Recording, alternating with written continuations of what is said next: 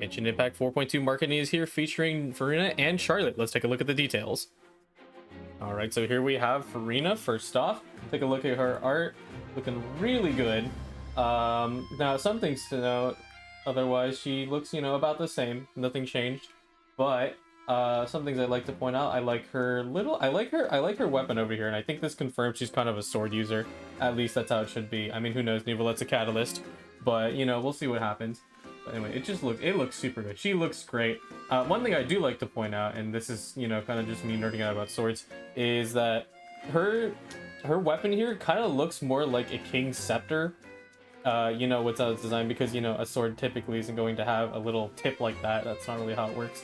But she formed a basket guard around with water, so that's super cool.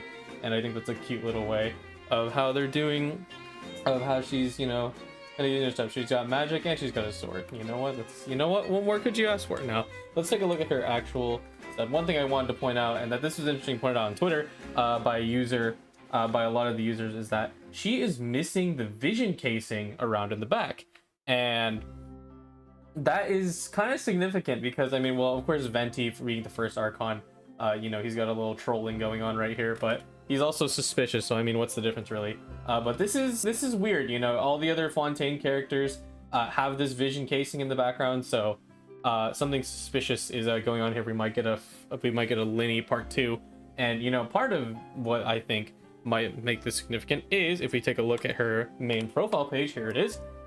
One lie follows another, and so justice awaits inescapably at the end. The ignorant see this as some kind of farce, but they trace back to the source, and they inevitably realize that they began deceiving themselves. A disordered fable left in someone's dream, by Mage N. Her name is obviously Furina, title The Endless Solo of Solitude, Regna of all waters, kindred peoples and laws. And this time, this is the part I wanted to point out, Gnosis Hydro. So if you look at past marketing, which I don't have the image right now, but if you look at like Nahida, you look at Nahida and Raiden, they do not have this description when they come out. I think Raiden is understandable because Raiden's a little, Raiden, Zhongli, Venti, those are all Archons that had a lot of secrets, that they wanted to reveal in the plot. But Nahida was kind of unmistakably the Archon, and that was told to us in the chapter right away. But she still doesn't have this indicator where the vision slot usually is. So this makes me think that the Hydronosis is going to be a big deal. And then the constellation lastly is Munula Koryagi. I don't really know much about the constellations, unfortunately. That's not really my area of expertise, but that's super cool. And look at this, she looks great. I wanted to point out also in a tweet that I will look at in a second is that Kiryu at Kiryu CCO, Nicole Hexencircle introducing an Archon. Oh my goodness. And if we take a tab over to the next, there we go. Here we read the full tweet. Furina is being introduced by a member of the Hexencircle. If you don't know, or well, technically I don't know, it's that I kind of sped through the 3.5 Windbloom event, but the Hexencircle was officially introduced like up front and center as a sort of mysterious organization that holds a bunch of mages and witches behind. I'm pretty sure what's her name, Alice is part of it, so Nicole is probably one of the members, and she is talking with the Archons because every time characters are introduced, sometimes someone's important does it. Alice has done ones, Dainsleif does majority of them, but that is cool to see more lore characters that are only in text being talked about here. But anyway, yeah, that's kind of all I have to say about Furina. Let's read her story. Here we go. Oh my goodness, these are long. Yeah, that's why I like doing these, so I can read these out to you guys so you don't have to listen to them yourselves. Endless Solo of Solitude, Regna of all waters, kindred peoples and laws. Undoubtedly, Furina has been much loved by the people of Fontaine from the moment she became the Hydro Archon. Her charismatic parlance, lively wit, and elegance bearing all bear witness to her godly charms. But perhaps the thing she is most revered for is an unrivaled sense of drama. That's true. Oh, let me accuse you of crimes that you did not commit. As the protagonist of a famous play in the opera Epiplace once put it, life is like the theater. You can never tell when the twist will come. Furina is inscrutable as most cunning of stage characters, her course of action of defying all prediction. In fact, it is precisely for this reason that the god of justice and judgment, unapproachable in her divine majesty. Okay. Oh, they also put justice and judgment. Okay, that's like the same thing. The god of justice and judgment, unapproachable and divine majesty, has such a bewitching influence. But when the curtain falls, a hollow feeling invariably starts to creep in. There are those who wonder whether there are moments of dead in the dead of night where even the godlike Furina feels a sharp pangs of loneliness.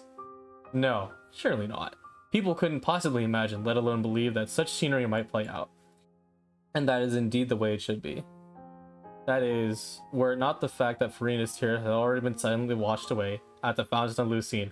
Oh my goodness. Okay, so that's I definitely wondered, because I did I took a quick look. But so if you go into the Fountain of Lucine, I wish I had the video on me, but you know that you can hear, after you finish the Archon quest, you can hear someone crying, and a lot of people said that it's probably Furina. And I mean, this kind of seals the deal, you know. This is most definitely, that was most definitely her voice. And yeah, no, it's I really like this line here where it's about people wonder if there's ever like a dead moment in her life, and like, it's just like, yeah, I couldn't feel. She feels really lonely, because she's always trying to kind of get upheaval from the people, but in the end she actually doesn't. Yeah, it doesn't make her happier. Damn, she's a YouTuber. No way.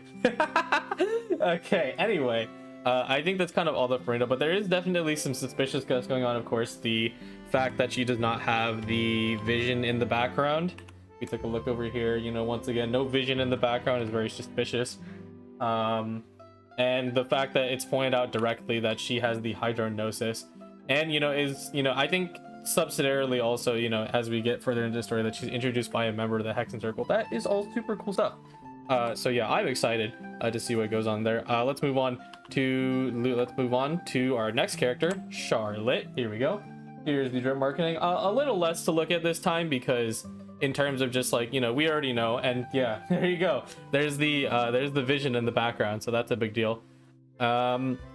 We already saw her in 3.7. I'm just personally excited for her because I think I like her design, but also she was introduced in the TCG patch. That was funny. She has a quirky personality, as you do. She actually acknowledges the existence of a camera, and it looks like a little face. And there's her Numa aligned cryovision, it looks like, as the arrow is pointing down. And yeah, she looks great. Let's take a look at her character profile. You phrased, these 3 days ago, one of your journalists secretly followed a suspect all the way from the court of Fontaine to Ramatine Harbor, and almost ended up being tied up and thrown into the sea by a game of criminals. Whether or not there's any truth in the notion, nearer to the action is closer to the truth. Surely Miss Charlotte doesn't value her reports more than she does her own life. Oh no, Charlotte's getting tied up in a silly case, and possibly putting herself in danger, as she does. Yet another exasperating change between Captain Chevreuse of the Special Security Surveillance Patrol and Euphrates, editor-in-chief of the Steambird. Okay, so we got the top of the Steambird. It's a shame. I went to the Steambird, and I think like the only NPC there I saw was Arthur, who was like a little robot bird. So that's a shame. I kind of wish they had these characters out. Maybe they're roaming around, but I didn't really see anybody else besides the bounty board. So yeah, of course, Charlotte, Lens of Verity, reporter of the Steambird, a cryovision, as we saw before, and Julia Veritas. Okay, nothing too special here, because of course she is one of the normal characters. It's kind of hard to stand up between an Archon and her, but let's move on to her story, if I'm not mistaken. There we go. All right. Fontaine's famous newspaper, the Steambird, has a veritable legion of reporters it can call upon, each with their own area of expertise. Some specialize in celebrity gossip, others follow the word of the streets, while others can focus on more political affairs. But among all of them, there's one that stands head and shoulders above the rest, thanks to her seemingly boundless reverse of energy and perseverance: the indomitable Charlotte. Unswervingly committed to the principle that nearer to the action is closer to the truth, Charlotte has a habit of popping up literally anywhere and everywhere in Fontaine. From its widest avenues to its narrowest back alleys, its highest vantage points to its lowest subterranean vaults, even the tallest mountain sits to the deepest undersea cavern, she captures the truth with her camera, records it in her articles, and finally unveils it for all to see. That was a mouthful, dude. Although, props to the writer. I like that. I like that continuous. It's not alliteration, but continuous descriptors of scenery. And when the truth comes out, she's met with a variety of different reactions, ranging from applause to embarrassment to outright fury. There are even some who would resort to any means necessary to make a particular article connected to themselves disappear. Oh no! Or alternatively, just make Charlotte disappear. Yo! Okay, she is a bona fide news reporter. One of my friends who stepped into this career after high school. Can definitely relate. We learned a lot about that in history class, so that's kind of scary. Anyway, for this reason, the newspaper editor-in-chief Euphrates has on a number of occasions felt the need to distance Charlotte from the court of Fontaine by sending her off on faraway field reporting jobs, only recalling her once the Maison Gardiennage, or Special Security and Surveillance Patrol, has finally managed to clear things up. But despite all this, neither the toil or the job itself, nor the pressure of the external denominations and threats, has ever faced Charlotte in the slightest. With her trusting companion, Monsieur Verde, at her side, she inarguably, carries out her journalistic duties with an unaltering fervor, rushing around in the pursuit of truth, just waiting for there to be discovered. Oh my goodness. Okay. Yeah. Okay. So this is you get a little more deeper with what her typical life is, and this is why she got sent off to the TCG report show, because they're kicking her out of the country because she needs to go and not be at crime scenes all the time. But you know what? Go off, queen. Yeah, I don't think I do like they did talk a lot of stuff in here. I really like the I really like how they wrote this story section. This is cute.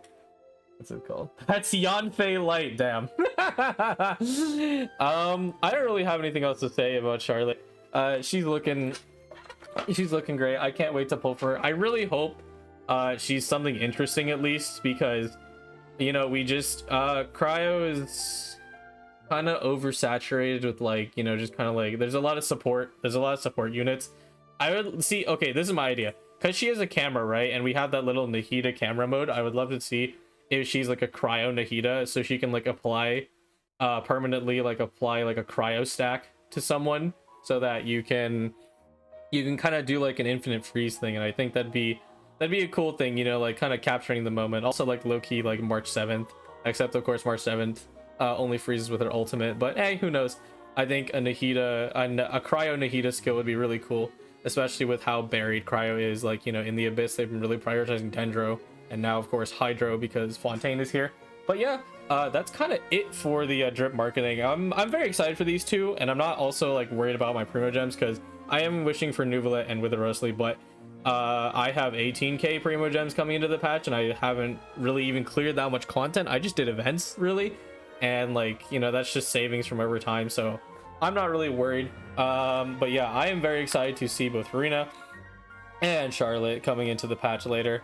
Yeah, that is going to do it for the character drip marketing review. And if we slide back over, as always, I'm going to be doing my best to give as much Genshin Impact content as possible. I'm always working around other things, but I will let you know that I am going to be streaming the 4.1 Archon quest immediately as soon as the update drops. So right here, I am in, it'll be, I'm typically in the American time zone, so about like 8 o'clock at night.